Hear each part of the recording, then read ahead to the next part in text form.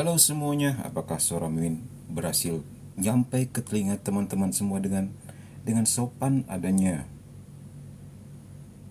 Sebentar ya, Mimin mau coba masukin musiknya.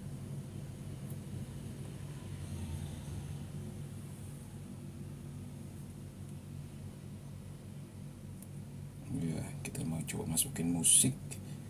Musik. Sebentar kita cek dulu. Nanti kabar-kabari ya musiknya masuk atau tidak.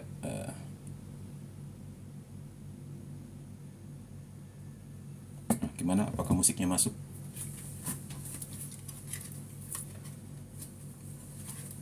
Aman Min, kata Dinda, puji Tuhan.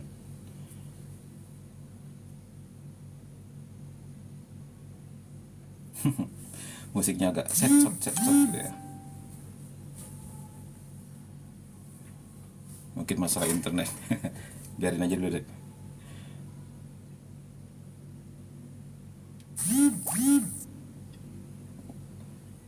Musiknya ngekngok gitu ya. Tapi masuk ya musiknya ya, teman-teman.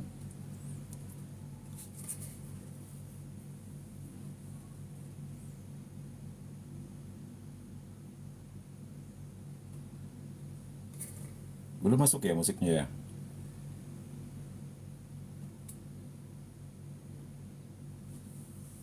Nggak tahu nih kenapa nih, kadang masuk kadang enggak dianya.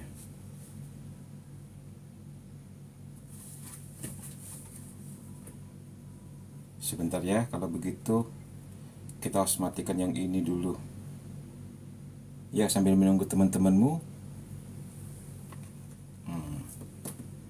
coba kita pakai apa yang satunya lagi.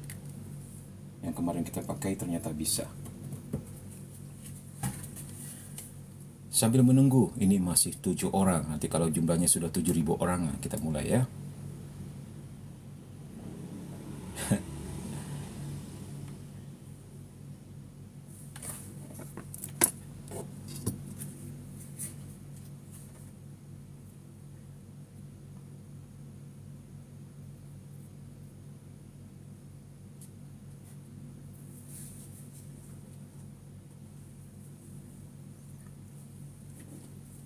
Ya, Mimin masih berjibaku dengan musik sebentar.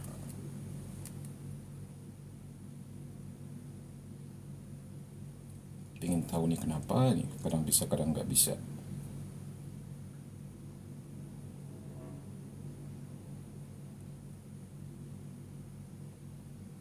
Bentar ya, kita mau cek dulu ya teman-teman. Yang udah nggak sabaran bisa berdoa sendiri dulu.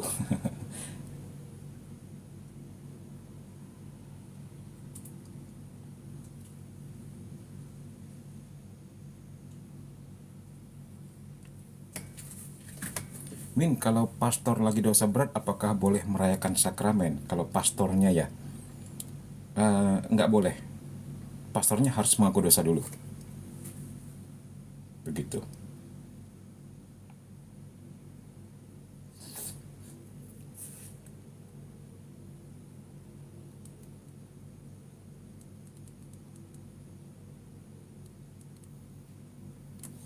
Nah, bagaimana? Apakah musiknya masuk?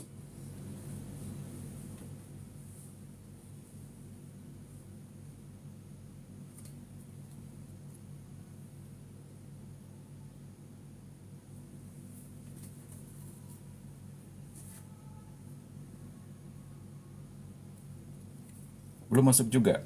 Wah, ini memang ajaib. Kadang bisa masuk, kadang enggak. Kalau begitu, udah kita pakai jalur luar saja. Nggak usah pakai Bluetooth.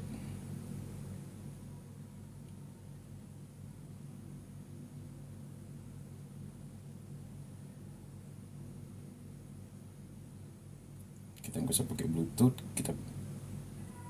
Nah, jalur ini aja.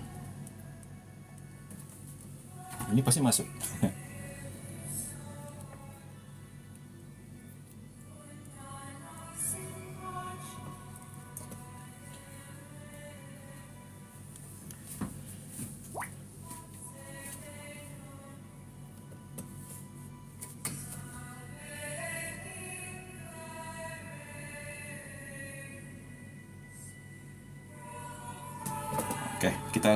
Oke, banyak pertanyaan yang sudah masuk.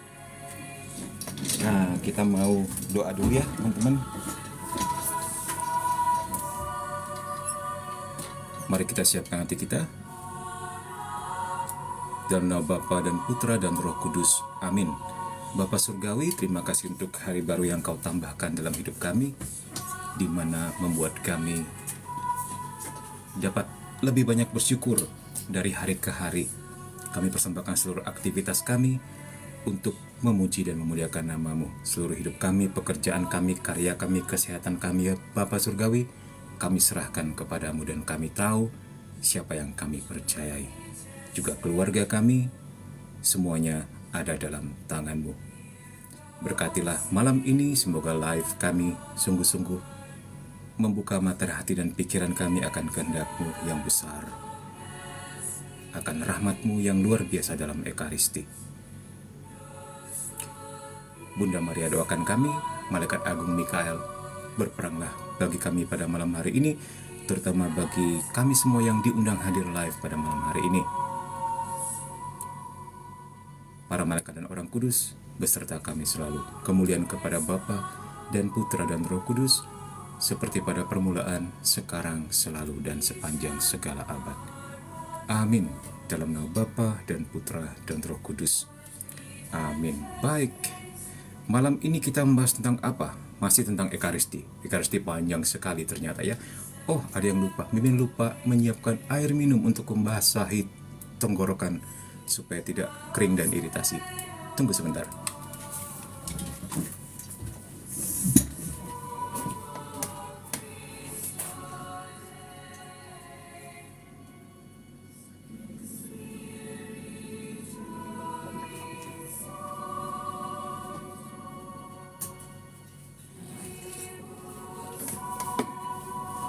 Oke. Baik. Sebelum menjawab pertanyaan teman-teman, kita paling enggak bahas satu poin dulu ya. Ya, baik. Kita sampai kepada poin 1387.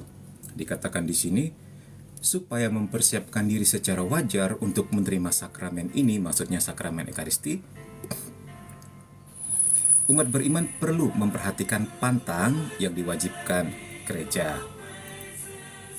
Nah, pantang ini dipilih sendiri ya, teman-teman. Begitu. Kalau kita melihat orang tua kita zaman dahulu, mereka 1 jam sebelum misa, mereka puasa loh, pantang dan puasa. Mereka tidak makan dan pilih salah satu pantang. Apa sih pantangnya? Misalnya, pantang buka HP, misalnya. Atau pantang berpikiran kotor, atau pantang maki-maki. Jadi dipilih sendiri 1 jam sebelum misa. Nah, begitu ya. Itu juga untuk melatih kita agar fokus bahwa kita mau menyambut, kita mau bertemu dengan Tuhan sendiri. Ini bisa benar-benar bikin kita fokus dan sungguh-sungguh memuliakan Tuhan. Bahwa Tuhan adalah yang pertama dan utama dalam hidup kita. Begitu. Apakah teman-teman semua masih melaksanakan tradisi ini? Apakah di antara teman-teman atau orang tua kita ada yang terus menjaga ini atau sudah luntur? Komen-komen di bawah ya.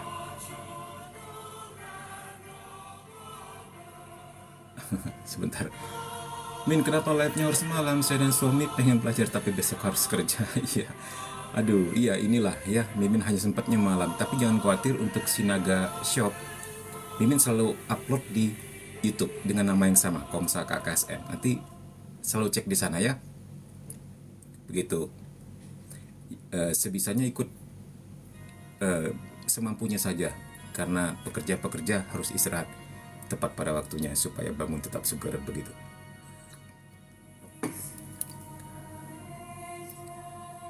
Jin pamit ya Min, kata Dinda, kemungkinan besar balik lagi ke live ini. Oke, baik Dinda, dilancarkan segala-galanya. Oke, kita lihat pertanyaan kalian sebelumnya.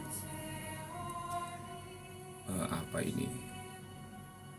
Oh, pertanyaan Dinda yang tadi, sebentar Dindanya mau pergi ya. Terus kita bedain password asli sama password palsu gimana Min? Mudah. Mudah kok sebenarnya. Tanya dia bertugas di paroki mana misalnya, salah satu hal ya. Begitu. Tapi biasanya di dalam gereja Katolik akan tetap cepat ketahuan kok ya teman-teman. Jadi jangan khawatir tentang hal itu. Bahkan jika ada yang diekskomunikasi, biasanya uskupnya segera kirim himbauan ke seluruh provinsi. Misalnya Keuskupan Agung Pontianak, ada salah satu pastor yang diekskomunikasi, itu sudah langsung dia share sendiri, apakah by WA, apakah by email, atau by telepon ke setiap paroki, setiap keuskupan, agar disebarkan kepada para pastor paroki. Begitu. Ada mantan seminaris yang keluar terus jadi penipu. Iya, Mimin juga pernah mendengar beberapa. Bahkan ada juga mantan pastor yang sudah diekskomunikasi, akhirnya dia malah ingin tetap dipanggil pastor dan menggunakan itu ya julukan pastornya itu untuk berbisnis, untuk memudahkan dia berbisnis, dan ternyata malah melakukan hal yang tidak benar. Akhirnya masuk penjara. Mimin kenal sama pastor ini, bahkan pernah ikut kita pelayanan waktu itu. Nah ternyata bisnisnya gimana gitu. Mungkin karena dia dari biara, jadi nggak ngerti apa-apa tentang bisnis. Nah dia mungkin pinjam uang sana sini gitu ya. Sebentar nih, kena submit feedback. Sebentar tutup. Oke, kita submit feedback dulu. Not now. Nah jadi dia ditipu oleh orang lain, akhirnya dia juga nipu orang lain gitu loh. Misalnya ada bisnis apa dan sebagainya, dia tertarik, padahal dia sebenarnya ditipu. Nah kemudian dia pinjam uang sama orang. Nah ini bahaya. Orang-orang yang polos-polos seperti ini, yang nggak ngerti bisnis, baru keluar dari biaran biarawati atau keluar dari biara, begitu mengenal bisnis langsung bisnis besar, nggak mau yang kecil gitu ya. Mungkin karena waktu jadi imam atau jadi biaran biarawati sering pegang proyek besar gitu ya, jadi udah terbiasa dengan hal besar. Nah akhirnya juga tertipu di uang besar. Ini terjadi di penjara 5 tahun di daerah Kalteng. Nggak usah sebut namanya.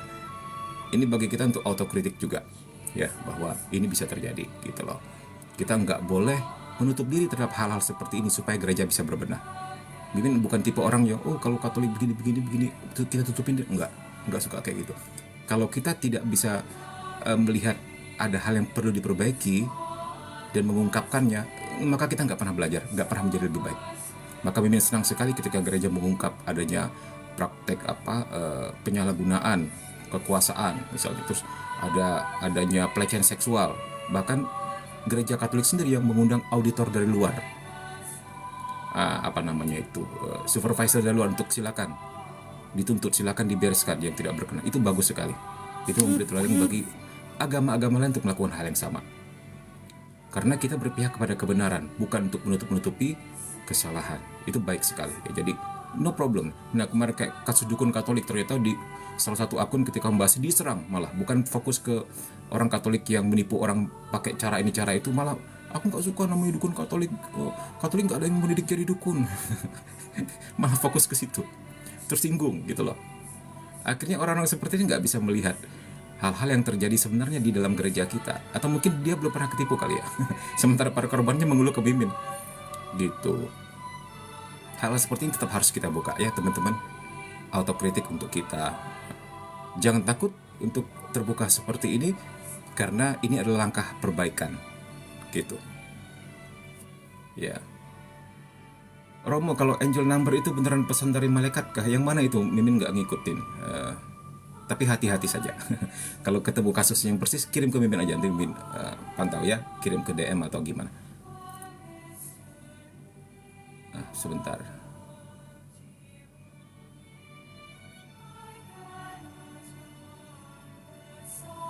Min, pernikahan dalam gereja Katolik kan sekali seumur hidup ya. Kenapa ada istilah pembatalan nikah? Apa sama seperti perceraian? Oh ini tentang anulasi. Pembatalan nikah berbeda dengan perceraian. However, gereja Katolik tidak mengenal perceraian, teman-teman ya. Pembatalan nikah dalam arti seperti ini. Jika ditemukan ada cacat administrasi di awal pernikahan. Contoh, misalnya ternyata dia menikah karena terpaksa atau ditekan, atau karena ada perjanjian, atau ternyata masih saudara yang baru diketahui kemudian. Nah itu pernikahannya bisa dibatalkan. Walaupun sudah punya anak, dianggap tidak pernah menikah. Ya anaknya kalau mau dibaptis secara Katolik no problem. Ya begitu. Tapi ketika mereka sudah menikah, punya anak dan sebagainya, hanya cerai sama yang satu selingkuh atau yang satu tidak terima gini-gini, nggak bisa. Itu nggak bisa diceraikan. Ya, mengerti ya ini ya? Anulasi itu bukan perceraian, tapi pembatalan pernikahan dan menganggap tidak pernah terjadi. Beberapa kasus pernah Mimin maksudnya tangani juga hal seperti ini.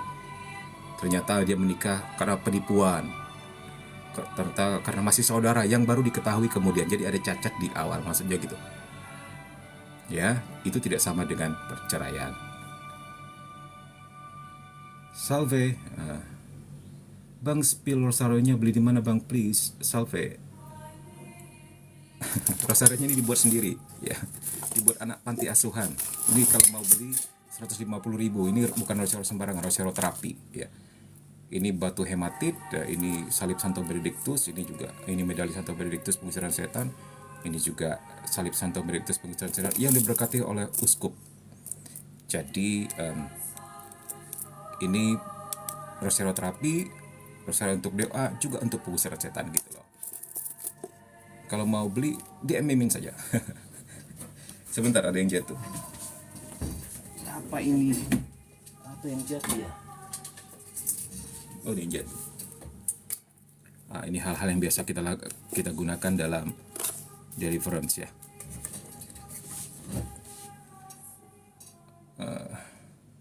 Rosario aku belum diberkati semua, ya cepat dong diberkati, karena ketika benda-benda rohani tersebut diberkati, dia menjadi sakramentali, yaitu perpanjangan rahmat dari sakramen-sakramen gereja. Ya, akan beda kuasanya teman-teman. Dan kuasa gelap tahu bedanya. Mungkin di antara kita sebagai awam nggak ngerti bedanya, tapi dalam eksorsis, dalam deliverance, nah itu akan terasa sekali kuasanya di situ. Oke, kita lanjutkan teman-teman. Setelah tadi berpantang, itu baik ya. Ya, kalau seandainya tradisi tersebut dilanjutkan lagi. Kemudian di dalam sikap, gerak-gerik dan pakaian. Nah, gerak-gerik maksudnya sikap batin kita menentukan kita mesti sopan di sana ya. Jangan teriak-teriak di dalam, orang lagi doa, di situ ada sakramen Maha Kudus. Jadi jangan norak lah gitulah.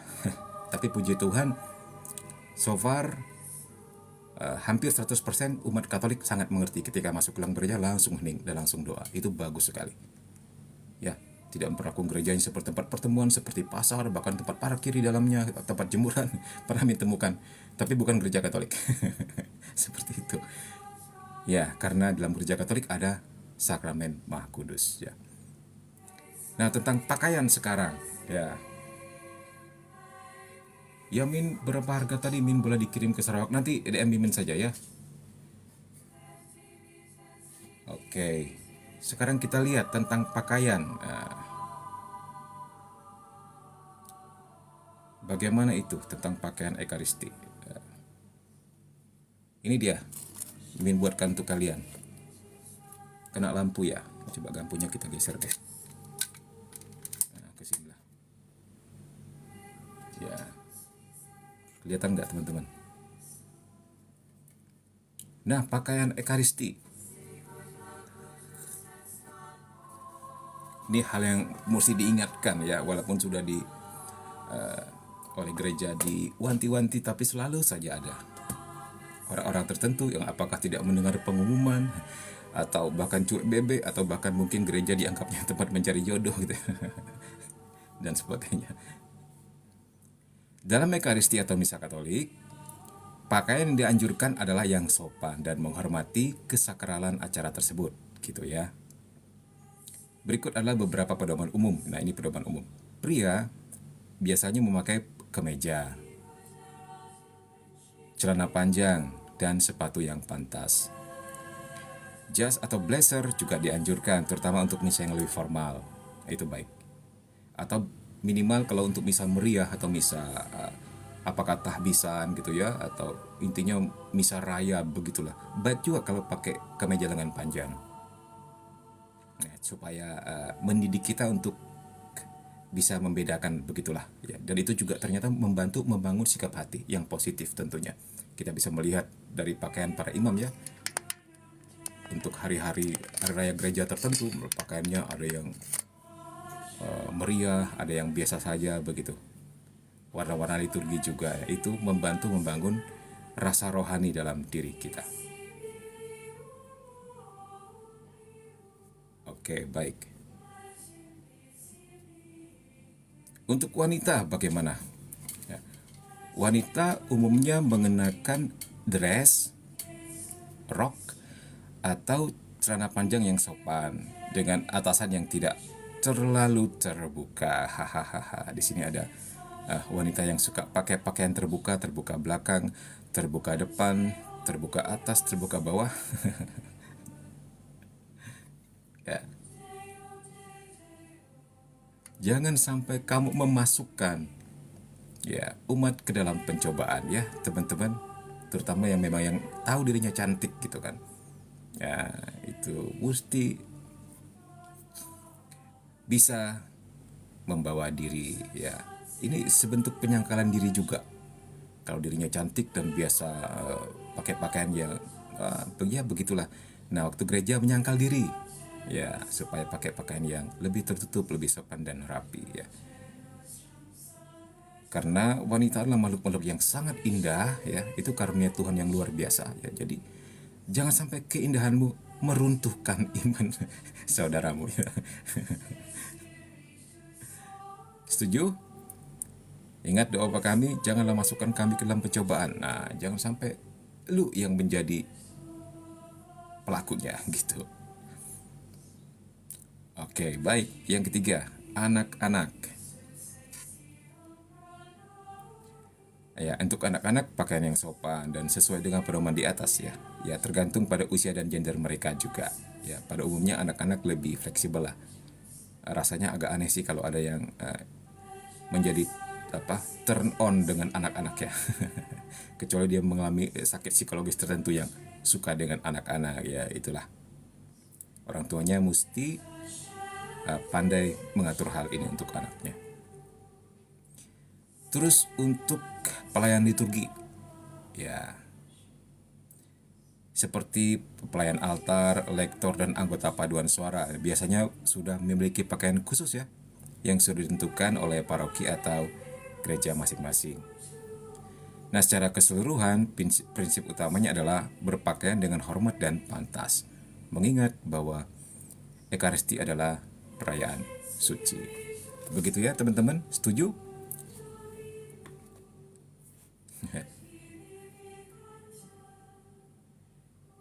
Ya, Mimin berapa harga tadi? Nanti DM Mimin saja ya. Harganya 150.000.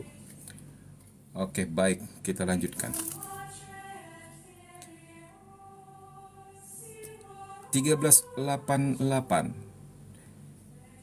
sangat sesuai dengan arti Ekaristi yang sesungguhnya, bahwa umat beriman apabila mereka memenuhi semua prasyarat tahu ya, menerima komuni setiap kali mereka mengambil bagian dalam misa. Jadi dianjurkan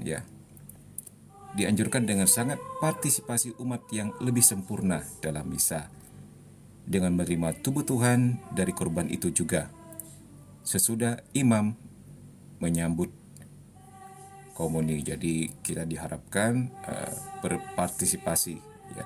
Diharapkan semuanya dalam kepantasan, dalam suatu kelayakan. Jadi tidak dalam keadaan dosa berat. Kalau merasa diri melakukan dosa berat, itu harus mengaku dosa dulu sebelum menerima komuni. Ya, tapi Mimin pikir semua teman-teman sini pasti sudah tahu lah ya, kecuali kalau memang bandel. Oke, baik. Nah, ini penting sekali teman-teman, 1389 ya.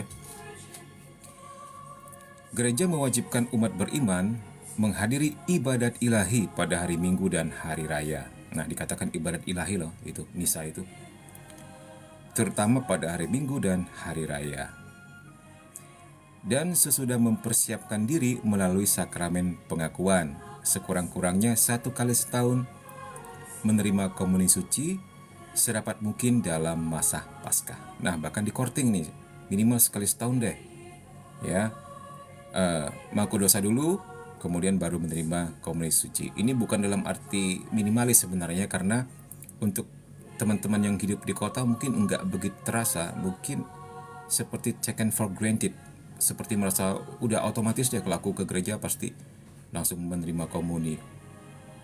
Itu kita patut bersyukur dengan keadaan seperti itu yang memudahkan kita untuk ikut misa, untuk menerima komuni ya. Tetapi untuk teman-teman kita yang jauh di pedalaman, kadang-kadang bahkan dikunjungi pastornya bisa beberapa bulan sekali, 6 bulan sekali, bahkan ada yang setahun sekali. Nah, itu juga kasihan juga. Ini memang tergantung situasi dan kondisi, sehingga gereja sekurang-kurangnya sekali setahun begitu ya. Dan sedapat mungkin dalam masa Paskah. Nah, ini dia. Kenapa tidak dalam masa Natal, Min? Kenapa gereja lebih fokus pada masa Paskah? Ada yang tahu jawabannya? Ada yang tahu? 60 orang yang hadir di sini?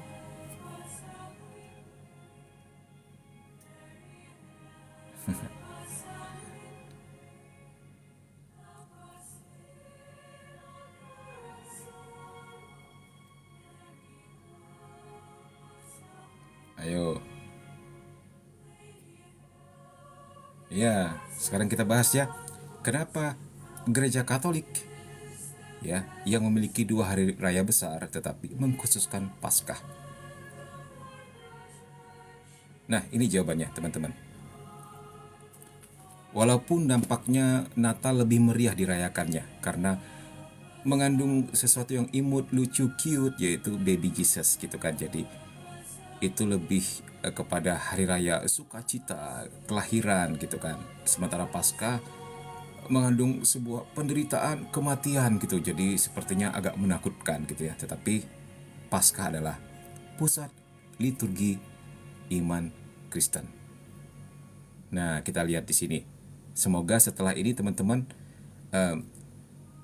merayakan Paskah lebih kusuk dan khidmat ya, daripada bahkan hari Natal ya. Atau minimal bisa sama khidmatnya dengan hari Natal. Ini kita melihat di sini. Anjuran untuk menerima sakramen Ekaristi setidaknya sekali setahun pada masa Paskah dan bukan pada masa Natal memiliki beberapa alasan teologis dan historis yang mendalam. Ya. Lek Min, kata Sura. Lek ya, teman-teman Min enggak loh. Teman-teman yang lain bagaimana?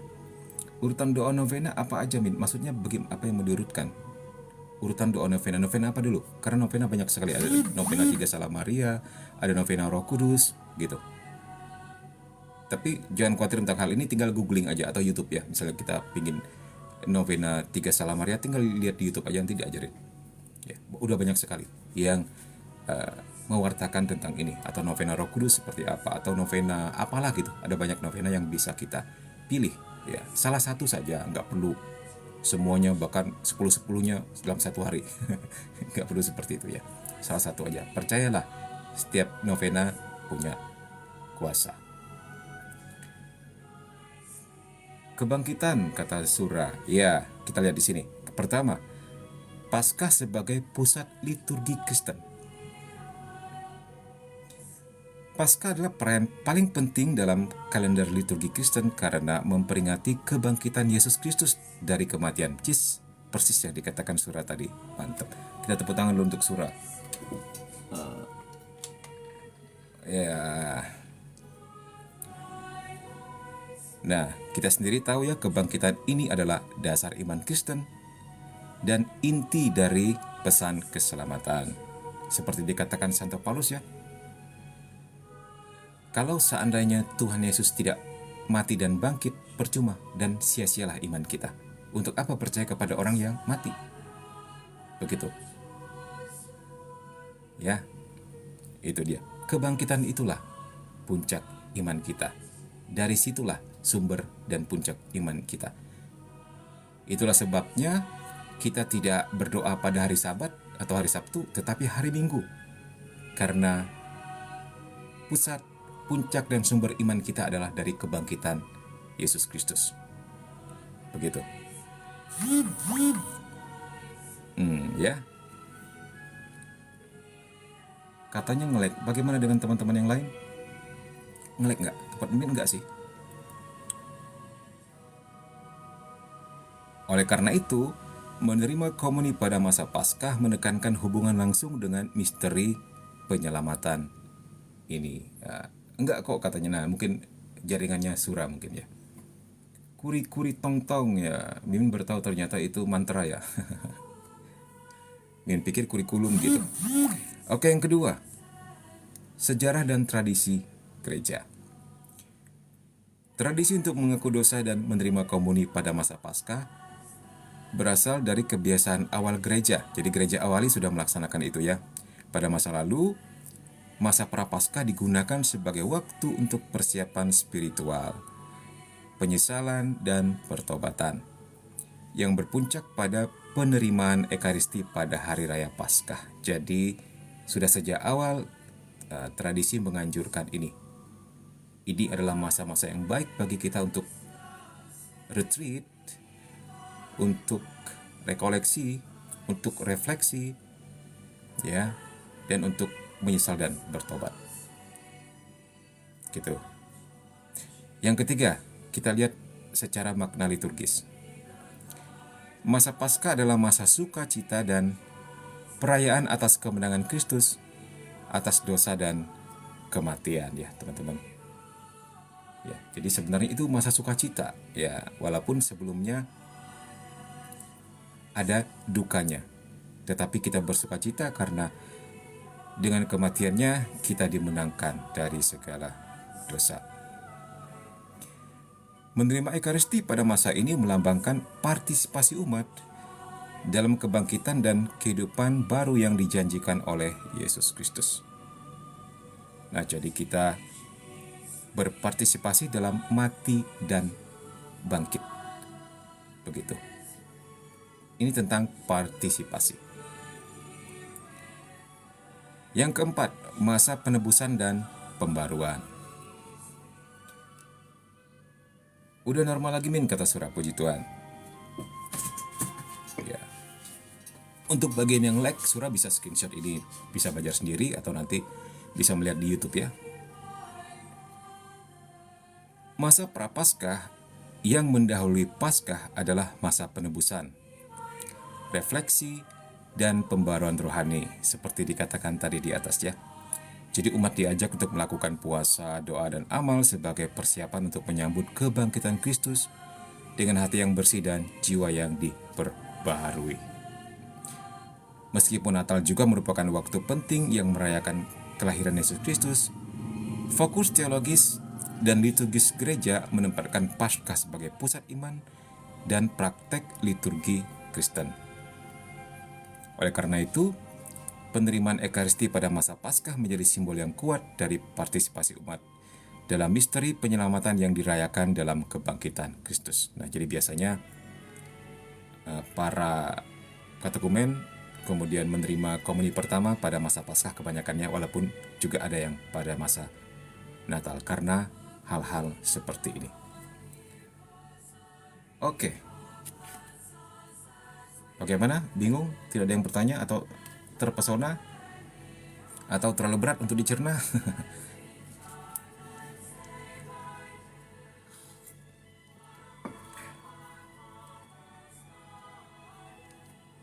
Ini masa Paskah tahun ini dimulai dari bulan apa, Min? April ya? Nah, ayo teman-teman yang bisa jawab. Sudah barusan kita lewati ya masa Paskah. Masih ingat? Yang masih ingat boleh jawab ya, boleh bantu. Kuri tong-tong.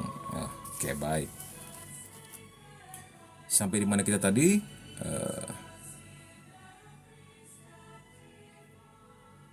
Oke, 1389. Gereja mewajibkan umat beriman, nah ini wajib ya teman-teman, untuk menghadiri ibadat ilahi, nah dikatakan ibadat ilahi loh ini, pada hari Minggu dan hari Raya. Jadi hari Minggu itu disamakan dengan hari Raya. Karena setiap hari Minggu sebenarnya kita merayakan kebangkitan Tuhan kita ya. Hari Minggu itu disamakan dengan hari Raya. itu diwajibkan untuk hadir. Dan sesudah mempersiapkan diri melalui sakral pengakuan sekurang-kurangnya 1 kali setahun menerima komunion suci dapat mungkin dalam masa. Oke, ini sudah. Tapi gereja menganjurkan dengan tegas kepada umat beriman supaya menerima komunion suci pada hari Minggu dan hari raya atau lebih sering lagi malahan setiap hari. Nah, ini dia. Ya, gereja menganjurkan setiap hari Minggu dan hari raya atau lebih sering lagi malahan setiap hari. Di sini ada yang rajin ikut misa harian?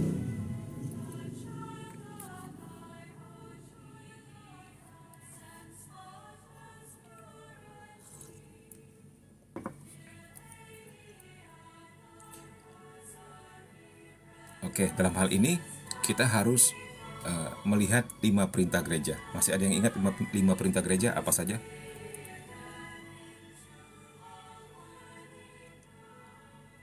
Nah, kita mau flashback ya. Ini dia 5 perintah gereja. Ada yang baru tahu ini?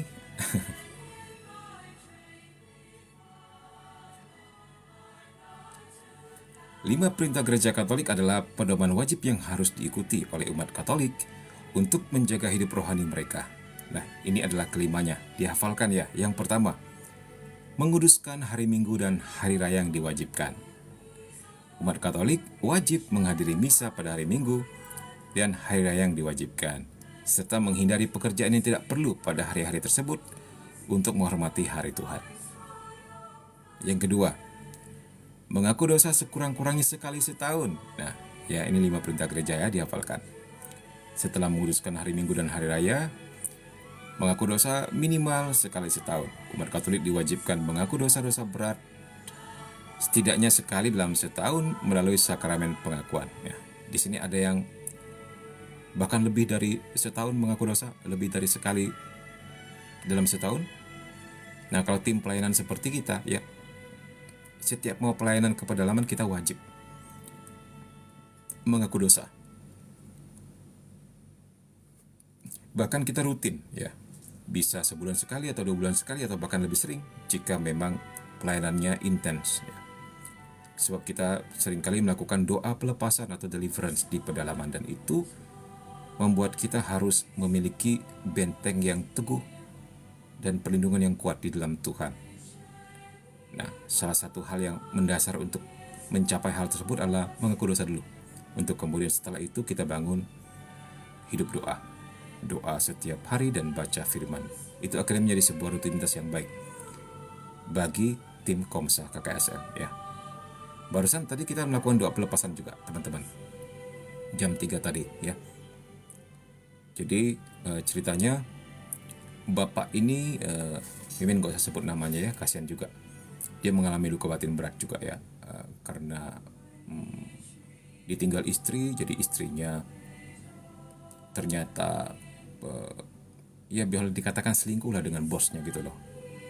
Karena bosnya lebih kaya, lebih powerful dan sebagainya. Padahal dia juga sebelumnya orang kaya. Ya. Hancur hanya gara-gara ketika papanya sakit. Beliau bingung bagaimana penguatan papanya, karena walaupun papanya juga orang kaya ya, karena di Kalimantan Barat kalau punya lahan sawit beberapa hektar itu pasti kaya raya. Nah, saking bingungnya mungkin di pedalaman tidak menemukan dokter yang tepat, atau mereka tinggal di pedalaman walaupun orang kaya ya. Karena justru kebanyakan bos-bos itu punya lahan-lahan di pedalaman, tinggalnya di Jakarta atau di kota gitu, tapi mereka tetap tinggal di pedalaman begitu. Akhirnya ke dukun A, ke dukun B, ke dukun C itu ya, sehingga habis. 9 mobilnya habis, rumah-rumah mewahnya habis gitulah. Nah, akhirnya yang terjadi, dia terikat dengan kuasa kegelapan. Dia cerita sampai pernah ritual ini, ritual itu, ke Nyi Roro Kidul, ke Nyi Blorong, sampai pernah naik gunung apa untuk bakar sate burung hantu lah, sate gagak lah, apalah itu ya, macam-macam. Akibatnya dia semakin terpuruk lagi gitu. Dan puji Tuhan, 2 tahun terakhir ini Tuhan memanggil dia ya, pelan-pelan, perlahan-lahan dia kumpulkan semua itu. Dia sadar ternyata tidak ada berhasilnya sama sekali, malah semakin menguras hartanya untuk pergi ke dukun A, dukun B, dukun C ya. Akhirnya dia sadar semuanya tidak berlaku untuk dia. Dan kalau Mimin artikan, puji Tuhan, walaupun dia nampak seperti putus asa dan ikut ritual ini itu ya. However, dia adalah orang Katolik yang pernah menerima sakramen Maha Kudus, pernah misa, sehingga ajaibnya tidak ada satupun ritual yang dilakukan berhasil. Ajaibnya, walaupun dia habis banyak sekali. Karena kalau sampai berhasil ya, dia menjadi kaya raya karena itu, nah usianya nggak akan lama. Apakah dia yang duluan diambil, apakah keluarganya, nah ya, dan ini ternyata benar. Ya walaupun nggak sampai meninggal, istrinya dilarikan orang, anaknya juga terpisah dari dia karena ikut istrinya. Begitulah, jadi kisahnya sedih ya. Puji Tuhan 2 tahun ini dia mulai mengalami pemulihan tapi ternyata belum terlalu lepas juga karena belum didoakan pelepasan. Masih doa-doa biasa. Tapi setidaknya dia udah mengaku dosa dan sebagainya. Nah tadi mengeluh datang karena dia mengalami sakit yang aneh-aneh ya. Sakit yang aneh-aneh yang diagnosis dokter nggak ada. Itu membingungkan. Nah tadi ketika didoakan, dia mengatakan, puji Tuhan, terima kasih, saya merasa sangat lega ya. Terus sesuatu yang bergerak-gerak di tubuh saya, di lambung saya sampai ke belakang hilang, lenyap. Dia bilang, saya senang sekali. Katanya dia udah pernah minta doakan siapapun, pemuka agama apapun ya. Ya mungkin karena nggak cocok ya. Pada saat itu memang lega, tapi begitu nggak berapa lama kembali lagi. Bahkan pernah ke Pastor Andi Simon katanya yang di Kaltim itu ya. Begitulah ya. Ya karena rumahnya juga belum dibersihkan ya. Jadi seandainya dia sudah bersih tapi rumahnya belum bersih, dan dia sendiri hanya mengharapkan doa-doa orang, nggak berdoa ya, itu juga pengaruh juga. Nah kemudian tim ajarin ya, kamu kalau sudah dibersihkan, rumahmu juga harus dibersihkan. Jangan sampai ada media apapun lagi di rumah supaya hal-hal tersebut tidak kembali. Dan nanti kita beberapa hari ke depan akan melakukan itu di rumahnya, kita pembersihan, pemberkatan rumah. Nah menganjurkan juga dia untuk mengadakan misa di rumah gitu ya, untuk pemberkatan juga. Itulah, jadi harus dibereskan ya. Tapi tadi senang sekali dia bersyukur, puji Tuhan, katanya dia merasa ada sesuatu yang keluar dari tubuhnya. Dia merasa sakitnya ini beda dari sakit biasa karena seperti ada sesuatu energi dalam tanda petik pribadi lain dalam dirinya. Itu yang dikatakannya tadi. Dan tadi sepertinya dalam tanda petik energi tersebut meninggalkan dirinya, mental gitu. Puji Tuhan ya. Kita tepuk tangan untuk Tuhan Yesus. Ya. Sate gagak itu Min ya. Belum sampai ke sate gagak. Sate burung hantu katanya. Nggak tahu Mimin yang lebih tinggi yang mana.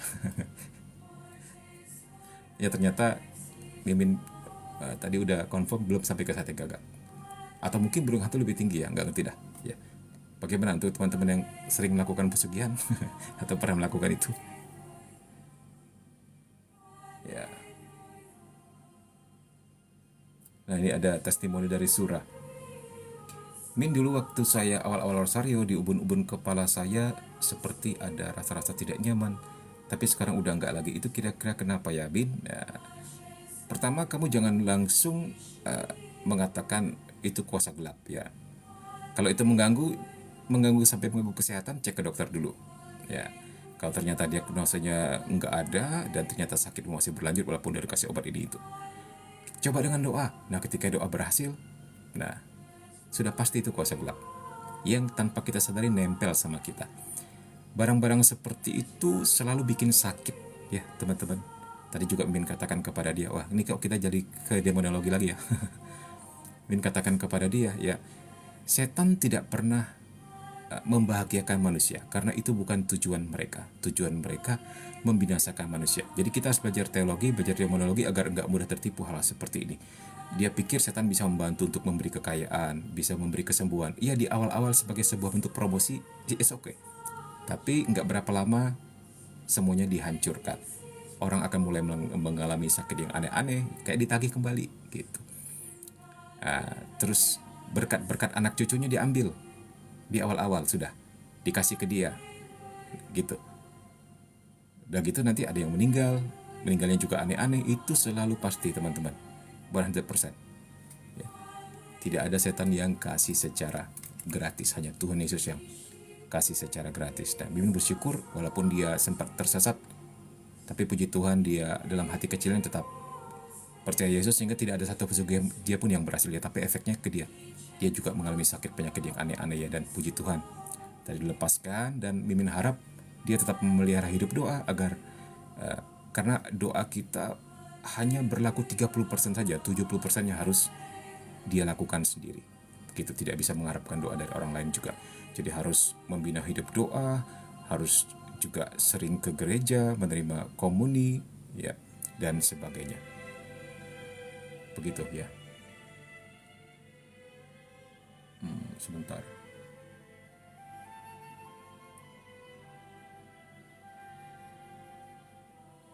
HP yang satunya ini lagi mengalami sesuatu, teman-teman.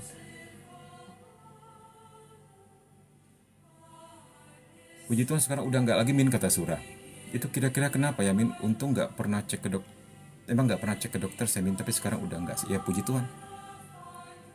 Ya bisa jadi itu kuasa gelap yang tanpa disadari. Ya, tapi apalah itu, apakah itu sakit penyakit atau kuasa gelap, udahlah.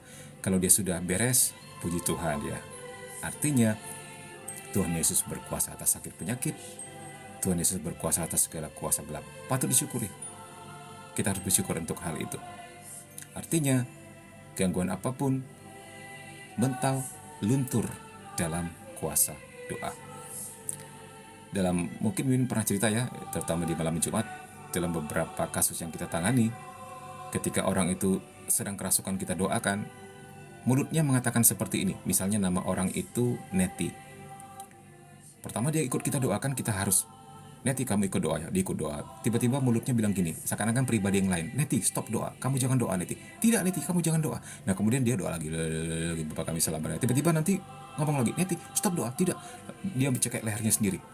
Itu udah out of control, di luar kontrolnya dia. Artinya apa? Setan takut kalau kita berdoa, teman-teman. Ya, setan takut sekali karena mereka tahu mereka akan dikalahkan. Dalam beberapa kasus ketika kita mendoakan orang kerasukan, setannya udah minta ampun duluan. ampun, tolong, katanya begitu. Terus tiba-tiba pura-pura sakit lah, aduh, supaya kita iba dan menyetop. Oh, kita sudah tahu permainan seperti ini ya. Jadi kalau orang yang nggak ngerti, nggak punya karunia discernment, mudah sekali goyah. Aduh kasihan, stop, anak ini sakit gitu kan pikirnya. Itu sebenarnya trik-trik mereka. Kita sudah hafal itu. Jadi kita terus lanjutkan doa dan puji Tuhan, semuanya tidak ada yang tidak pernah berhasil, teman-teman, dalam nama Yesus. Nama Yesus kita luar biasa. Jadi bahagialah, banggalah Anda punya Yesus ya. Tepuk tangan Tuhan Yesus. Ya.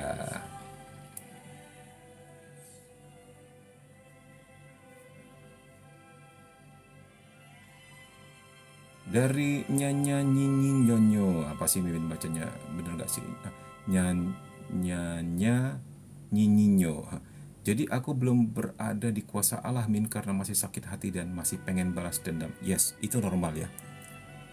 Nyanya itu normal sekali. Yang penting kamu tahu itu tidak benar. Minta rahmat kepada Tuhan. Tuhan, beri saya rahmat. Saya tidak mampu mengampuni karena ini sakit sekali. Beri saya rahmat agar saya mampu mengampuni. Sanggupkan saya. Doa seperti itu saja. Ya.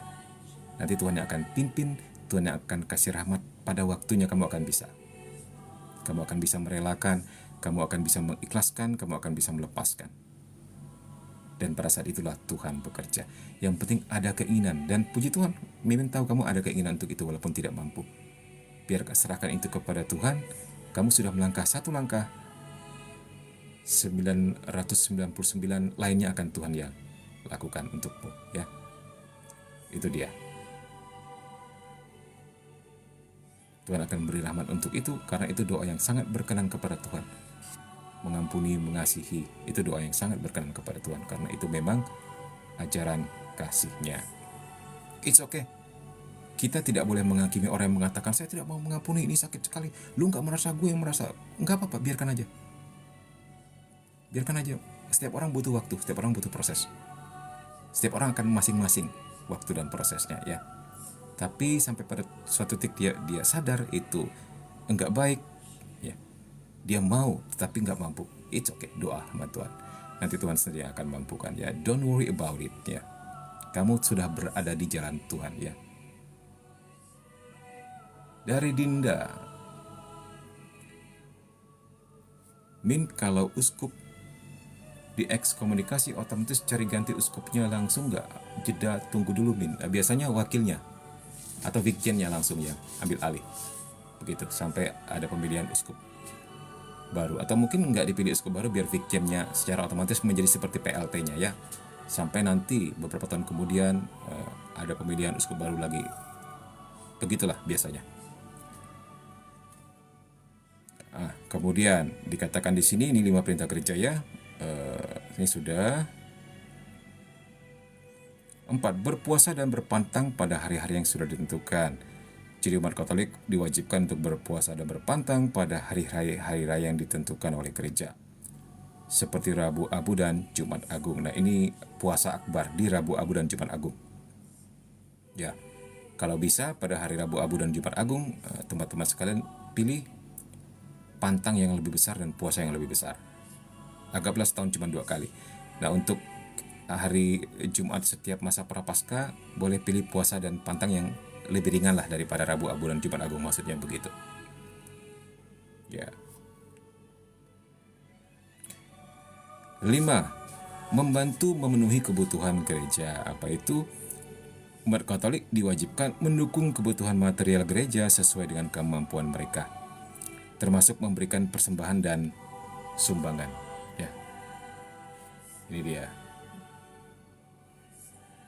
Nah, jadi ini misalnya di APP, aksi puasa pembangunan, nah itu sudah dilakukan ya. Itu memberi kita fasilitas atau sarana untuk melakukan poin 5 ini. Kalau mau lebih dari itu, kalau punya uang silakan. Ya. Para donatur silakan. Tidak perlu di masa-masa tertentu, kalau dia punya uang dan merasa perlu memberi donasi kepada gereja atau tertentu, silakan dilakukan, karena itu baik sekali membantu membangun kerajaan Allah. Karena bagaimanapun umat adalah ujung tombak gereja untuk pengembangan, berkembang. Karena gereja fokus di hal rohani, umat-umatnya yang menjadi umat itu tentu ahli ini ahli itu kan, ahli pembangunan, ahli pemerintahan, jadi yang mengerti tentang perizinan, suluk pembangunan dan sebagainya. Nah, itu bisa membantu gereja di situ. Termasuk memberikan persembahan dan sumbangan ya. Kalaupun tidak dalam bentuk uang, bisa mungkin dalam bentuk link-link ya, memberi koneksinya gitu. Itu bisa juga. Nah, hal seperti ini yang pada abad 16 seringkali dikatakan menjual surat indulgensi, padahal maksudnya seperti ini. Ya, untuk pembangunan gereja. Ya, mungkin ada 1-2 orang yang nakal sehingga itu mempengaruhi citra gereja pada masa itu. Itu pun cuma gereja di Jerman ya. Sehingga diprotes oleh Romo Luther OSA itu ya. Dan akhirnya sampai sekarang terkenal orang Katolik menjual surat indulgensi ya gitu. Padahal maksudnya hal seperti ini. Ya, jadi untuk pada waktu itu karena gereja butuh membangun apa gitu, jadi diberi indulgensi untuk mereka yang menyumbang gitu. Oke, baik. Kelima perintah ini dirancang untuk membantu umat Katolik tetap dekat dengan Tuhan dan menjaga komitmen mereka terhadap iman dan kehidupan gereja. Diingat lagi ya teman-teman, 5 perintah gereja, apa saja itu? Menguduskan hari Minggu dan hari raya, mengaku dosa sekurang-kurangnya sekali setahun, menerima sakramen Ekaristi sekurang-kurangnya sekali setahun pada masa Paskah, berpuasa dan berpantang pada hari-hari yang ditentukan, membantu memenuhi kebutuhan gereja. Oke ya, kita lanjutkan. Sampai di mana kita tadi, Min? Ini sudah. Sekarang 1390. Oke, kita lihat apa.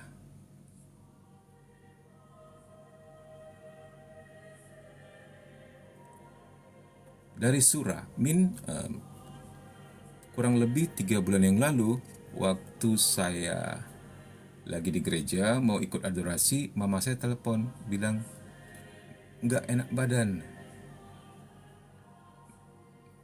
Sebentar, Mimin cegukan. Padahal adorasi sudah dimulai 3 menitan lagi. Saya jadi khawatir, tapi saya putuskan adorasi dulu.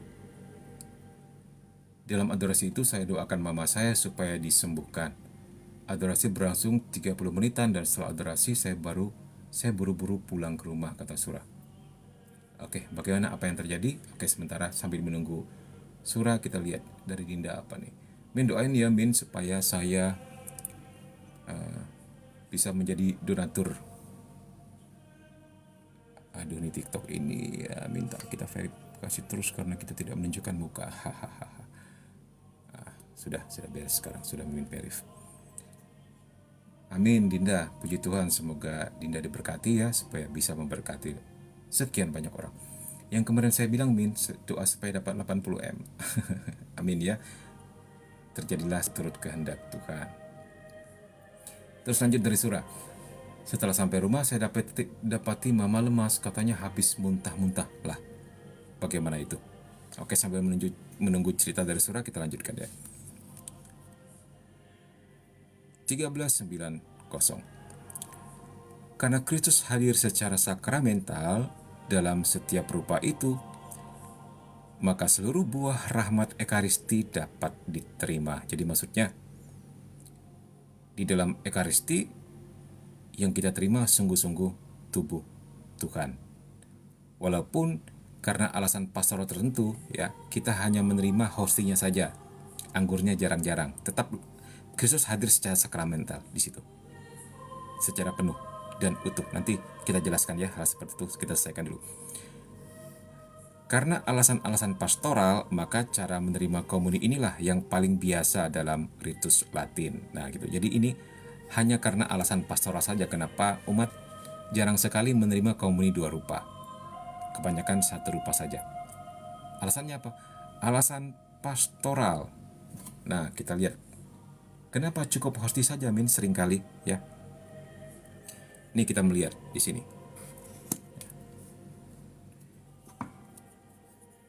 Dalam banyak praktek misa Katolik, umat hanya menerima hosti kudus atau tubuh Kristus dan tidak menerima anggur atau darah Kristus. Alasan pastoral saja di balik praktek ini. Ini mencakup beberapa pertimbangan praktis, teologis, dan kesehatan. Kita tahu umat Katolik banyak sekali ya, 1,4 miliar. Umat yang paling banyak di dunia adalah umat Katolik.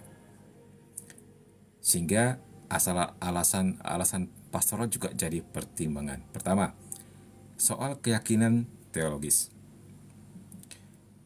Gereja Katolik mengajarkan bahwa Kristus sepenuhnya hadir dalam setiap bentuk Ekaristi, baik hosti maupun anggur. Nah, oleh karena itu, menerima salah satu bentuk saja sudah berarti menerima Kristus sepenuhnya, baik tubuh maupun darahnya. Ya, jadi intinya ketahui saja di dalam tubuh Kristus sudah terkandung darahnya juga. Alasan kedua adalah praktis dan logistik. Memberikan hosti kepada seluruh umat lebih mudah dan cepat dibandingkan dengan memberikan hosti dan anggur. Terutama dalam paroki besar. Nah, ini paroki yang besar sekali ini bisa menjadi sedikit problem begitu ya. Dengan banyaknya umat, penyediaan distribusi dan pembersihan cawan anggur bisa menjadi tugas yang memakan waktu juga dan memerlukan banyak perhatian. Nah, tapi ini tidak menjadi soal kalau paroki kecil atau di biara atau di kelompok-kelompok tertentu selalu dua rupa. Gitu. Nah, yang ketiga, tidak kalah pentingnya adalah kesehatan dan kebersihan. Mengingat bahwa minum dari cawan yang sama dapat menyebarkan kuman dan penyakit, banyak paroki memutuskan untuk hanya memberikan hosti kepada umat. Hal ini terutama menjadi perhatian selama musim flu atau wabah penyakit. Nah, ini juga menjadi pertimbangan ya teman-teman. Untuk gereja yang besar sekali itu berasa, tapi biasanya juga ada yang bilang gini, Min, kan nggak perlu diminumkan, cukup dicelupkan saja. Dicelupkan pun ada umat yang merasa nggak puas. Jadi begitu saat dia mencelupkan hosti ke dalam cawan berisi anggur itu, diunyeng-unyeng, diubek-ubek gitu, sampai seluruh jarinya masuk ke dalam anggur. Itu juga bisa menjadi alasan kesehatan ya. Itulah. Ya walaupun udah dikatakan lakukanlah dengan baik dan benar. Terus harus ditadah begini ya. Setiap kita mencelupkan anggur, tangan kiri kita menadah, takut ada yang netes gitu. Nah, selalu ada saja yang netes ya. Itu takut yang malah menjadi apa itu namanya, sakrilegi begitu ya. Ya walaupun tidak dimaksudkan demikian. Jadi itu penjaga saja. Oke, yang keempat adalah pendidikan liturgis dan kesalehan umat. Ya. Dalam beberapa kasus, memberikan hostis saja itu memerlukan pengajaran dan pemahaman yang lebih dalam tentang Ekaristi di antara umat. Nah, seperti tadi ya, walaupun sudah dikatakan begini dan begitu, tetap saja ada yang bandel gitu. Ini membantu umat menyadari bahwa mereka tetap menerima seluruh sakramen dan tidak kekurangan sesuatu yang esensial gitu. Oke, kita selesaikan dulu 5. Tentang sejarah dan tradisi. Praktek ini telah berkembang dalam sejarah gereja, terutama sejak Konsili Trente pada abad ke-16. Ketika gereja merespons beberapa tantangan reformasi Protestan dan menegakkan kembali keyakinan bahwa Kristus sepenuhnya hadir dalam setiap bentuk Ekaristi. Nah, namun dalam beberapa kesempatan khusus seperti pada Paskah atau misa tertentu, ya, umat mungkin diberi kesempatan untuk menerima kedua bentuk Ekaristi, yaitu hosti dan anggur, atau biasanya dalam bahasa lokal itu komuni dua rupa gitu ya. Gak tahu bahasa tempat Anda bagaimana. Sesuai dengan kebijakan paroki dan keputusan pastor setempat. Nah, ini juga tergantung kepada kebijakan paroki dan keputusan pastor setempat ya, teman-teman. Oke, kita lihat. Kamu bertanya apa saja di sini ya. Masih tentang mana tadi? Surah setelah pulang ke rumah tadi ya, ternyata mendapati mamanya lemas. Mama cerita habis ikut acara ibu-ibu WKRI dan makan di tempat acara itu. Saya bilang mungkin karena makanan, terus Surah bilang di tempat itu mungkin tempat itu kurang bersih, kata saya. Coba besok tanya sama ibu-ibu yang lainnya ikut makan, muntah-muntah enggak gitu ya maksudnya ya. Begitu kata saya ke mama saya. Mama cerita beberapa hari ke belakang sehat-sehat saja. Kata mama setelah habis acara mau pulang ke rumah, jalan sama temannya. Oke, sambil menunggu cerita Surah, kita lihat dari Dinda.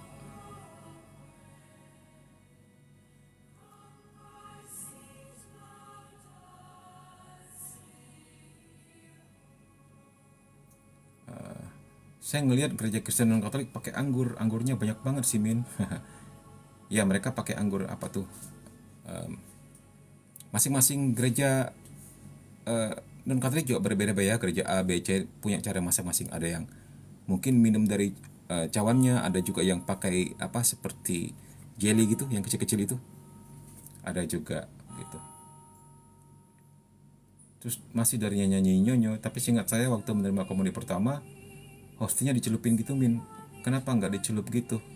Nah itu ya seperti dikatakan tadi, itu perlu pendidikan khusus lagi untuk umat, terutama untuk yang rame. Karena ada yang nyelupnya sampai seluruh jarinya masuk ke dalam. Itu juga bikin masalah ya.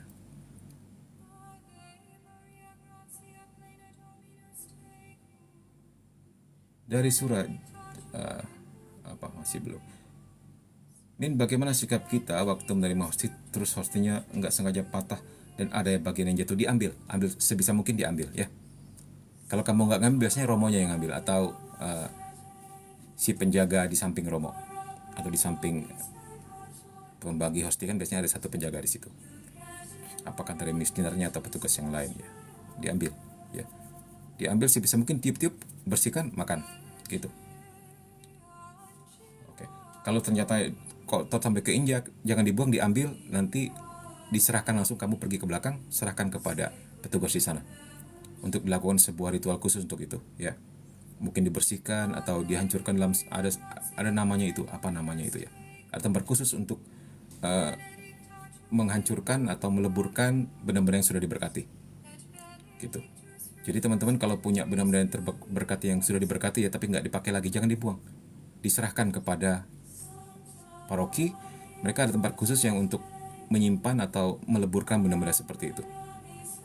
Mungkin tidak semua paroki yang punya ya. Itu ada loh sebenarnya. Ya, tapi kalau kita nggak di paroki kita belum ada tempat seperti itu, simpan saja. Benar-benar sudah terberkati misalnya. Seperti salib Mimin ya kemarin ya. Ternyata Yesusnya lenyap, tinggal salibnya doang. Itu nggak boleh dibuang karena sudah berkati. Ya simpan saja. Gitu ya. Terus lanjut dari surah, kata mama setelah habis acara mama pulang ke rumah jalan sama temannya. Terus bagaimana?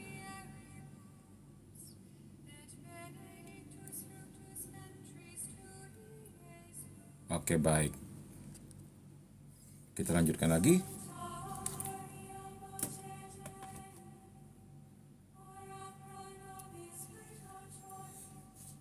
Oke, tetapi arti perlambangan komuni dinyatakan secara lebih penuh apabila ia diberikan dalam dua rupa, ya. Jadi masalah arti saja. Masalah esensi, masalah rahmat dan berkat tidak tidak ada bedanya ya. Tapi tentang arti memang akan lebih penuh kalau diberikan dalam dua rupa. Dalam bentuk ini, lambang perjamuan Ekaristi dinyatakan atas cara yang lebih sempurna, begitulah. Ya. Di dalam ritus gereja-gereja timur, cara menerima komuni macam inilah yang biasa dipergunakan. Nah, sementara di gereja timur untuk umatnya yang tidak terlalu banyak, mereka tetap melakukan komuni dua rupa. Nah, oke. Sekarang kita masuk kepada buah-buah komuni. 1391 ya. Komuni memperdalam persatuan kita dengan Kristus. Itu sudah pasti. Karena ketika kita menerima tubuh dan darah Kristus, kita melebur menjadi satu daging dengan Tuhan kita. Nah, buah utama dari penerimaan Ekaristi dalam komuni ialah persatuan yang lebih erat dengan Yesus Kristus. Tuhan berkata, barang siapa makan dagingku dan minum darahku, ia tinggal di dalam aku dan aku di dalam dia. Yohanes 6:56. Kehidupan di dalam Kristus mempunyai dasarnya di dalam perjamuan Ekaristi. Sama seperti Bapa yang hidup mengutus aku dan aku hidup oleh Bapa, demikian juga barang siapa memakan aku akan hidup oleh aku. Nah, jadi teman-teman di sini seharusnya kita langsung mengerti ya dari dua ayat ini 5657 Yohanes 6 5657 bahwa percaya Yesus saja nggak cukup memang. Kalau dikatakan masa sih gereja Katolik itu bagi gereja Katolik itu Yesus tuh nggak cukup lah, harus begitu. Ini jelas sekali. Minimal dua, percaya Yesus dan menerima tubuh dan darahnya. Nggak bisa salah satu. Ya, harus makan tubuh dan darahnya. Tubuh darahnya yang sejati ada hanya di dalam Ekaristi. Ketika imam mengkonsakrir hosti menjadi tubuh Kristus dan anggur menjadi darah Kristus. Ya, supaya kita bisa tinggal di dalam Dia dan Dia di dalam kita. Supaya kita bisa hidup kekal. Yesus mengatakan apa? Barang siapa tidak makan tubuh dan darahku tidak akan dibangkitkan pada akhir zaman, katanya. Wow, nggak dapat tubuh kemuliaan dong ya. Aduh. Oke, baik teman-teman, kita lanjutkan.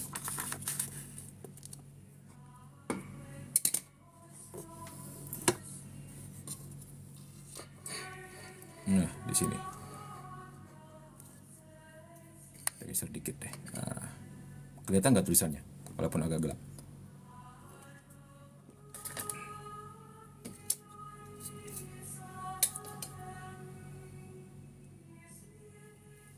Oke, lanjut dari surah. Min, mama ketakutan, karena itulah mama nelpon saya waktu mau orasi.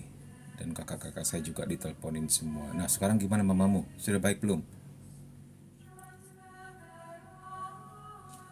Dari Dinda, Min jelasin Min kalau makan tubuh dan darah Kristus bukan kanibalisme. Kenapa? Do you have a problem about that? Or someone asking for you? Ya, karena bagi orang Katolik ini jelas sekali ya. Tuhan ingin sungguh-sungguh menyatu dengan kita. Nah, nanti akan dijelaskan di sini Apa artinya makan tubuh dan darah Kristus? Ya,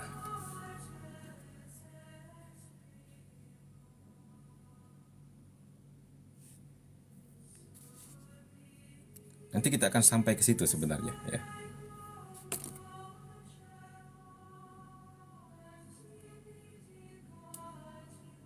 Ya memang ada beberapa yang pertanyaan seperti itu dari orang-orang non-Katolik ya. Tapi kita harus bisa menjawabnya. Sebentar.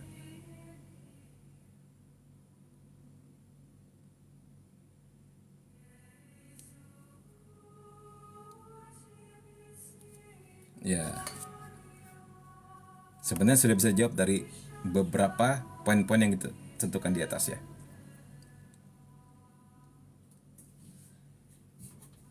Nah, jelas sekali dalam Ekaristi, ketika umat Katolik menerima komuni, roti dan anggur yang telah dikuduskan oleh imam menjadi tubuh, darah, jiwa dan Allah Kristus yang sejati. Yang sering mendoakan kerahiman ilahi pasti pernah dengar istilah ini. Bapa yang kekal, ku persembahkan kepadamu tubuh dan darah, jiwa dan kealahan putramu yang terkasih, Tuhan kami Yesus Kristus. Nah, ini berbeda dengan kanibalisme. Ya, tentu berbeda. Karena kita tahu dalam kanibalisme, seorang makan daging manusia untuk memperoleh kekuatan fisik atau kehidupan. Sementara dalam Ekaristi, umat Katolik menerima tubuh dan darah Kristus sebagai makanan rohani yang memberikan kehidupan kekal. Nah ini, jadi kita bandingkan yang satu, ketika kita makan makanan jasmani, itu berlaku untuk kekuatan fisik kita. Nah ketika kita makan makanan rohani, itu untuk menguatkan rohani kita. Jadi bisa diparalelkan makanan jasmani dengan makanan rohani. Ya, kita bisa melihat di 1376 deh. Kita balik ya. Mana ini 1376. Nah, ini dia. Di sini ya. Nampak nggak sih? Nah, ya.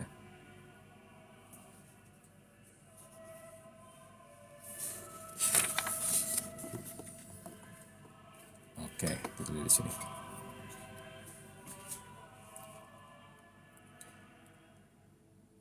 Jadi sini dikatakan intinya Ekaristi adalah makanan yang memberikan kehidupan kekal. Tubuh Tuhan yang diterima dalam komuni adalah makanan yang memberi hidup kekal bagi semua orang yang menerimanya. Jadi menegaskan bahwa makan tubuh dan darah Kristus dalam Ekaristi adalah untuk memperoleh kehidupan kekal dan kesatuan dengan Kristus, bukan untuk tujuan kanibalisme. Ya. Ya. Jadi jelas sekali makan tubuh dan darah Kristus dalam Ekaristi adalah perayaan sakramental yang menghadirkan kehadiran nyata Kristus di antara umatnya gitu ya. Ya, begitulah menjawabnya. Tinggal bagaimana menyederhanakannya. Ya, walaupun menurut Mimin kadang-kadang memang ada pertanyaan yang nggak perlu dijawab kalau ada yang bertanya seperti itu ya. Ya, tapi sebagai seorang akademisi ya baik juga kalau kita bisa mempertanggungjawabkan. Ini tentang mempertanggungjawabkan saja sih.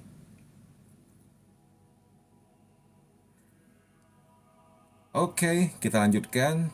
Kita masih tentang buah-buah. Jadi buah-buah komun ya. Mana tadi buah-buah komun ini?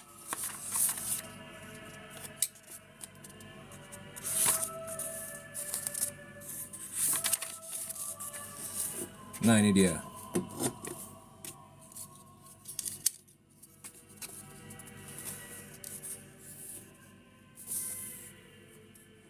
Oke teman-teman. Oke kita lanjutkan dulu dari surah, masih tentang mamanya ya. Mama cerita badannya panas sekali, sampai di rumah semua pakaian dilepas dan cuma mengenakan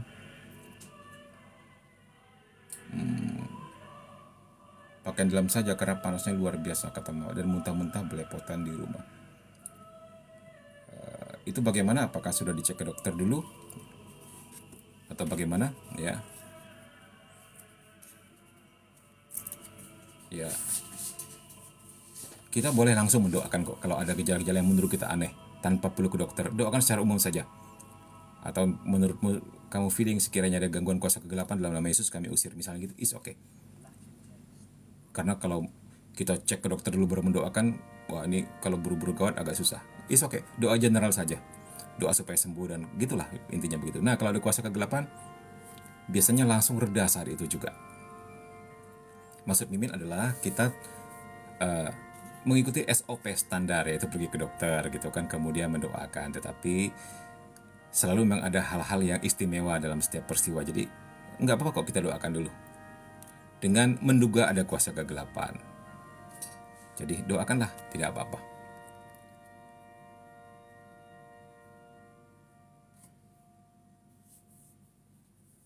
Ya, kalau bagaimana mamanya, semoga sekarang mamanya sudah baik ya, Surah. Oke, sambil melanjutkan ceritanya, kita lanjutkan juga pembahasan kita. Buah utama dari penerimaan Ekaristi dalam komuni ialah persatuan yang erat dengan Yesus Kristus. Oke, ini sudah tadi. Sampai di sini. Kalau pada hari raya Tuhan itu maksudnya hari Minggu lah gitu ya. Salah satunya, karena hari Minggu disamakan dengan hari raya. Hari raya itu misalnya Paskah, Natal, atau hari raya Santa-Santa tertentu. Misalnya hari raya Maria Bunda Allah, misalnya 1 Januari, begitu ya, dan sebagainya. Mereka saling mengumumkan warta gembira bahwa anugerah-anugerah sudah diberikan. Seperti dahulu ketika malaikat mengatakan kepada Maria Magdalena, Kristus telah bangkit. Juga sekarang, kehidupan dan kebangkitan itu dianugerahkan kepada orang yang menerima Kristus. Nah, jadi ketika kita makan tubuh dan darah Kristus, otomatis kita mati dan bangkit bersama Kristus. Dimatikan dari segala dosa-dosa ringan, ya. Nanti akan jelaskan di sini apa yang mati dan apa yang bangkit. Intinya, dimatikan dari segala dosa-dosa ringan dan kecenderungan untuk terikat terhadap nafsu dan dosa, ya, dihapuskan dosa-dosa ringannya dan dijaga dengan rahmat agar tidak jatuh ke lubang yang sama. Nah, itu salah satu buah komuni. 1392. Apa yang dihasilkan makanan jasmani dalam kehidupan jasmani kita, itu yang dicapai komuni dalam kehidupan rohani kita atas cara yang mengagumkan. Nah, jadi diparalelkan ya makanan jasmani dengan makanan rohani. Komuni dengan tubuh Kristus yang telah bangkit, suatu daging yang berkat Roh Kudus dihidupkan dan menghidupkan, itu melindungi, menambah dan membaharui pertumbuhan kehidupan rahmat yang diterima dalam pembaptisan. Nah, ini seperti pupuk bagi jiwa kita. Untuk orang-orang yang sudah dibaptis, menerima komuni seperti makan makanan rohani yang berguna untuk pertumbuhan jiwa kita, ya, seperti pupuk begitu ya. Pertumbuhan ini dalam kehidupan Kristen membutuhkan makanan komuni Ekaristi. Ini hal yang mutlak perlu untuk jiwa kita, teman-teman. Sama perlunya ketika kita butuh makan makanan jasmani untuk bertumbuh, demikian juga kita butuh makanan rohani untuk bertumbuh dalam roh. Roti peziarahan kita sampai kepada saat kematian kita, di mana ia diberikan kepada kita sebagai bekal perjalanan. Ya, ini jelas sekali di sini ya. Nah, bagaimana surah kelanjutannya, mamamu? Baik. Berikutnya adalah buah komuni yang berikutnya. Komuni 1393. Komuni memisahkan kita dari dosa. Tubuh Kristus yang kita terima dalam komuni telah diserahkan untuk kita. Dan darah yang kita minum telah dicurahkan untuk banyak orang demi pengampunan dosa.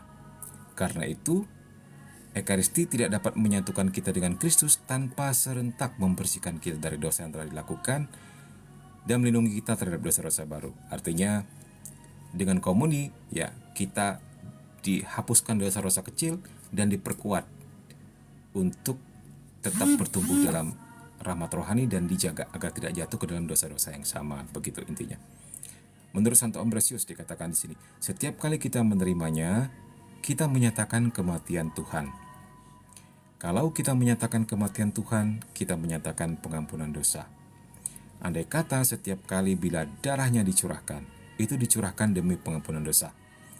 Aku harus selalu menerimanya supaya ia selalu menyembuhkan dosa-dosaku. Aku yang selalu berbuat dosa harus selalu mempunyai sarana penyembuhan. Nah, ini berbicara tentang dosa-dosa kecil ya teman-teman. Akan disembuhkan, akan dipulihkan dengan Ekaristi. Bagaimana dengan dosa besar? Akan disembuhkan dan dipulihkan dalam sakramen tobat. Begitu. Ya, itu bedanya.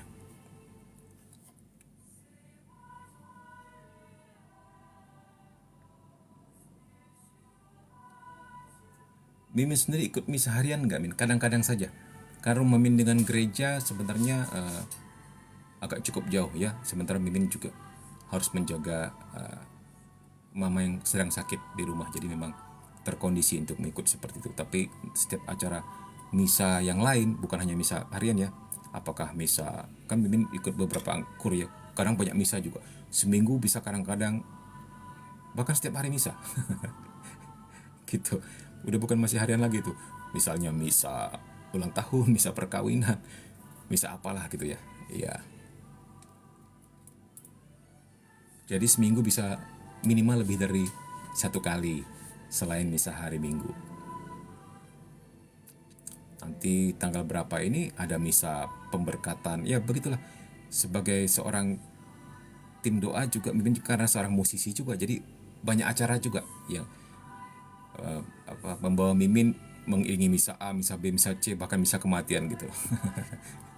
Tidak pernah kekurangan misa gitu ya. Tinggal Mimin kadang-kadang mesti jaga waktu. Karena sebenarnya lebih happy ikut misa harian kan pagi-pagi banget, sehingga hari-hari biasanya tetap bisa melakukan aktivitas seperti biasa. Nah, sementara misa-misa seperti ini kita bertugas, sambil bertugas gitu. Ya, tapi manfaatkan ramah-ramah seperti itu dan sangat berguna untuk pelayanan.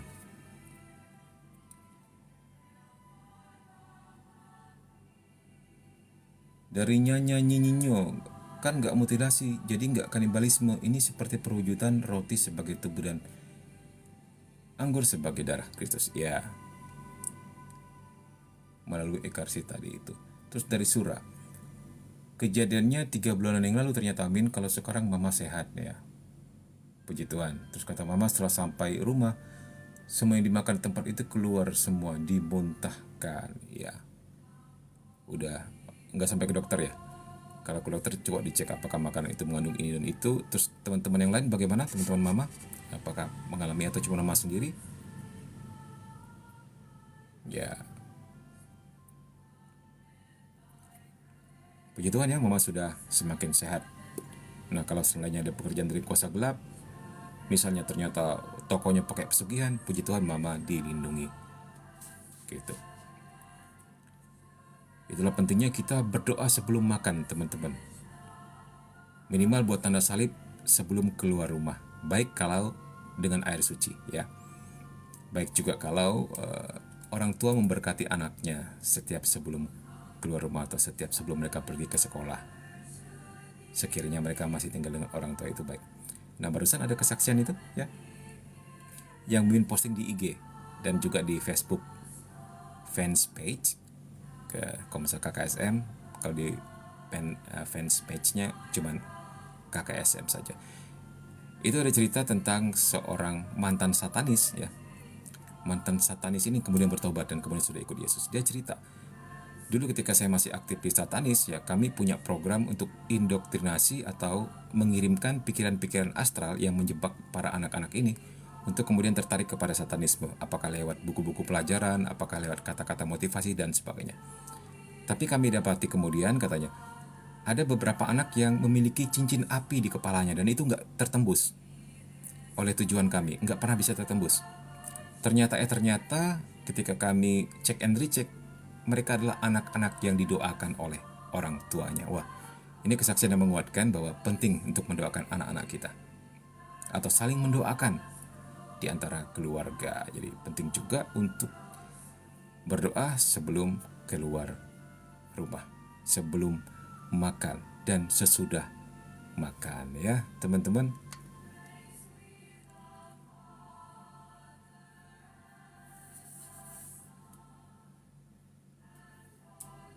Mama saya juga meyakinkan saya nggak sakit dan merasa sakit, tapi kenapa bisa muntah-muntah? Mama bingung sendiri. Nggak usah bingung ya. Muntah-muntah itu banyak gejala. Kalau belum ke dokter, kita nggak pernah tahu apa diagnosanya. Tetapi bahwa kadang-kadang dalam doa pelepasan orang yang kita doakan juga bisa muntah-muntah sendiri. Atau mungkin seandainya itu kuasa gelap ketika Surah berdoa waktu adorasi untuk mama, nah Tuhan melepaskan mamamu. Gejalanya mirip muntah-muntah, tapi tetap harus memang kita cek dan dicek. Maksud Mimin, jangan terlalu mudah untuk mengatakan ini kuasa gelap karena belum cek ke dokter. Tapi kalau sudah cek ke dokter ternyata susah dijelaskan, kita bisa menyimpulkan itu. Is okay. Ya, kita lah sebenarnya yang paling tahu hati kita. Tapi untuk bercerita kepada orang kita mesti agak hati-hati untuk menjaga agar iman Katolik kita tetap mengikuti SOP dulu gitu sebelum kita mengambil kesimpulan. Karena however, medis, akal budi itu juga karunia Tuhan. Kedua itu harus jalan ya. Nah, itulah Min katanya, kata doa adorasi saya doanya sungguh-sungguh sekali, puji Tuhan ya, bisa jadi karena doamu ya. Iya katanya nyanyi Nyinyo, mungkin juga ada makanan belum matang dan sebagainya. Ya, memang harus cek ke teman-teman juga. Ya. Oke,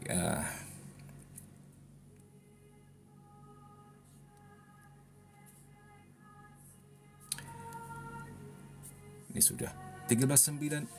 Nah, kita selesaikan sampai sini teman-teman ya. Mungkin nggak tepat jam 12. Karena Mimin juga belum terlalu sembuh betul. Takutnya kena efek ke vocal cord. Sehingga akhirnya malah nggak betul-betul pulih, sakit lagi. Mimin agak sensitif dengan cuaca dingin. Ada seperti alergi dingin. Tapi puji Tuhan ada obat yang cocok. Ketemu Om Mimin, apa namanya ya kemarin ya. Dan cukup murah, nggak mahal. Mimin minum selama seminggu lebih. Nah hasilnya seperti ini nih. Puji Tuhan sudah jauh lebih baik. Oke, 13.94. Seperti halnya makanan jasmani perlu untuk mengembalikan lagi kekuatan yang sudah terpakai, demikianlah Ekaristi memperkuat cinta yang terancam menjadi lumpuh dalam kehidupan sehari-hari. Cinta yang dihidupkan kembali ini menghapus dosa-dosa ringan. Nah ini dia. Kalau Kristus menyerahkan diri kepada kita, Ia menghidupkan cinta kita dan memberi kita kekuatan supaya memutuskan hubungan dengan kecenderungan yang tidak teratur kepada makhluk-makhluk dan membuat kita berakar dalam Dia. Oke, kita lanjutkan yang tulisan kecil ini. Karena Kristus telah wafat untuk kita karena cinta, maka setiap kali kita merayakan peringatan akan kematiannya, ini maksudnya misa ya, kita mohon pada saat persembahan. Nah ini pada saat persembahan jangan lupa kita mohon dan doa agar cinta itu diberikan kepada kita juga oleh kedatangan Roh Kudus. Jadi boleh mohonkan cinta ketika persembahan. Selain kita mempersembahkan hidup kita, diri kita, pekerjaan kita, atau mungkin sakit penyakit kita, atau mungkin sakit penyakit mama atau keluarga kita. Kita mohon dengan rendah hati supaya berkat cinta yang dengannya Kristus rela wafat untuk kita, kita pun setelah menerima rahmat Roh Kudus, memandang dunia sebagai disalibkan untuk kita, dan kita disalibkan untuk dunia. Marilah kita, karena kita telah menerima cinta itu secara cuma-cuma, mati untuk dosa dan hidup untuk Allah. Kata Fulgensius dari Ruspe. Sekian teman-teman, terima kasih untuk like, share, komen, untuk gift-nya juga, untuk pertanyaan-pertanyaannya dan sebagainya ya. Jangan lupa ini akan Mimin posting atau upload ke YouTube. Mungkin ada teman-teman yang tidak mengikuti sejak awal dan masih ingin mendapatkan pengajaran ini, bisa mampir ke sana ya. Sebisa mungkin Mimin sekarang mau lebih aktif lagi posting deh, karena ternyata kemarin ketika ada 10 video kita, ketika Mimin telat posting itu ribet, lupa yang mana yang udah diposting, yang mana yang belum, ribet banget. Jadi sebisa mungkin besoknya udah diposting atau maksimal lusa gitu. Terima kasih teman-teman semua, sehat selalu ya, jaga kesehatan jasmani juga rohani dengan doa dan juga Ekaristi. Puji Tuhan Min, di rumah saya sering rosario, jadi mungkin setiba di rumah mental itu semua kau saja. Yes, Tuhan Yesus dan Bunda Maria lindungi. Baik teman-teman, kita siapkan hati kita. Kita mau doa ya. Dalam nama Bapa dan Putra dan Roh Kudus. Amin. Yesus, Engkaulah andalan kami, Engkaulah sukacita kami, Engkaulah pujian dan kegembiraan kami. Terima kasih untuk satu hari baru dalam hidup kami, di mana kami berkesempatan untuk memuji dan memuliakan nama-Mu dalam seluruh aktivitas kami. Kami persembahkan Tuhan hidup kami, pekerjaan kami, usaha kami, kesehatan kami, seluruh diri kami dan keluarga kami, hanya kepada-Mu saja. Berkati hari-hari hidup kami supaya selalu digembirakan, dilancarkan, dimudahkan dalam segala hal seturut kehendak-Mu. Dan apapun yang kami kerjakan selalu diberkati. Bantu kami Tuhan untuk bisa menjadi berkat bagi sesama. Kau berkati kami supaya kami bisa memberkati lebih banyak orang lagi. Terjadilah kehendak-Mu dalam diri kami. Kami sungguh mencintai-Mu. Bunda Maria doakan kami. Malaikat Agung Mikael berperanglah bagi kami. Para malaikat dan orang kudus Allah beserta kami selalu. Kemuliaan kepada Bapa dan Putra dan Roh Kudus, seperti pada permulaan, sekarang, selalu sepanjang segala amin, segala abad amin. Terpuji nama Yesus, Maria dan Yosef, sekarang dan selama-lamanya. Amin. Dalam nama Bapa dan Putra dan Roh Kudus. Amin. Thank you teman-teman.